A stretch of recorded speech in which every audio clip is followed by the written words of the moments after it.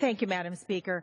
As we prepare to debate and vote on the continuing resolution to fund the government through December, I rise to urge that the House stay in session until we can also take up several issues that are not resolved in the legislation we will be voting on. Things our constituents are struggling with every day: unemployment, adequate support for our seniors, college affordability, and climate change. These issues deserve our attention, and the toll they take on Americans is very real, both in Oregon and in districts across the country. For the millions of men and women who are still struggling to find a job, emergency unemployment insurance was their lifeline. After days to call for a vote went unanswered, millions of Americans are now unable to fill up their gas tank or pay their rent. For some on the precipice of homelessness, this is the tipping point.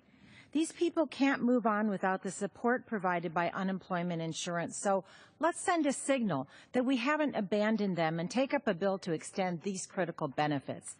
And let's not forget how many people could get back to work if we would set aside our differences and pass a long-term transportation bill and a comprehensive overhaul of our tax code.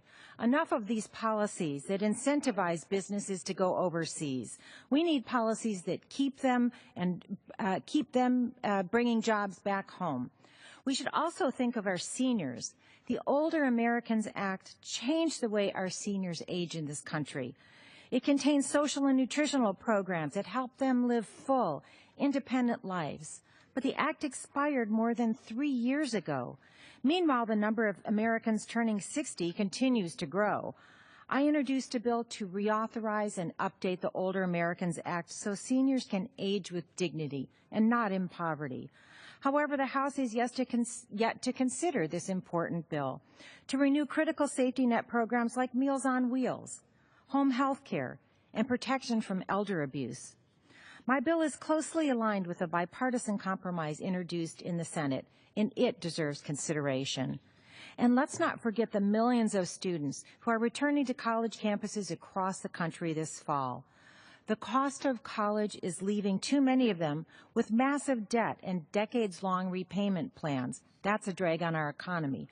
We need legislation that allows students to refinance their current loans, just like people can refinance a mortgage to get lower rates. And ultimately, we must address the rising costs of college. Higher education needs to be accessible for everyone. We should not create barriers by maintaining a system in which higher education involves exorbitant student loan debt. And finally, the threat of climate change continues to loom.